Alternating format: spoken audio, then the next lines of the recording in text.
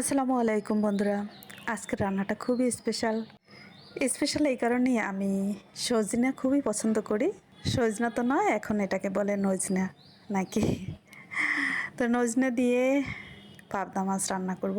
আপনারা আমার সাথে থাকবেন, দেখতে থাকবেন, আর আমি কিছু কথা শেয়ার করব রান্না করতে করতে।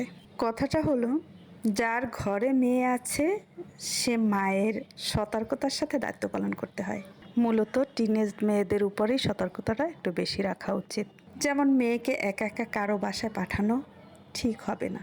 দুই প্রাপ্তবয়স্ক ভাই আছে এমন বান্ধবীর বাসায় যাওয়ার ব্যাপারে সতর্কতা থাকা খুবই জরুরি। এবং প্রাইভেট টিউটরকে এমন জায়গায় পড়াতে দেবেন যেখানে যেন আপনি নজর রাখতে পারেন। আর হলো, সন্ধ্যার পর একা একা কোথাও যেতে দেওয়া ঠিক হবে না, সাথে আপনিও যাবেন। আর সবচেয়ে বড় কথা হলো, আমরা যারা মায়েদের বাবার চেয়ে দায়িত্বটা ছেলেমেয়ের উপর বেশি থাকে, বিশেষ করে মেয়েদের উপরে। মেয়েদের কোনো ক্ষতি বা কোনো সমস্যা হলে বাবার চেয়ে মায়েদের উপরে কি আঙ্গুল তুলে বেশি। এটাই আমাদের সমাজ। দুয়েক আগে একটা রিপোর্টে দেখলাম, ক্লাস 6-এ পড়ে দুইটা মেয়ে এবং তার সাথে ছেলে দুইটাই একই ক্লাসে পড়ে সম্ভবত, স্বর্ণ অলংকার নিয়ে পালিয়ে যাওয়ার সময় পুলিশের হেফাজতে রয়েছে। তাহলে পর্যন্ত এবার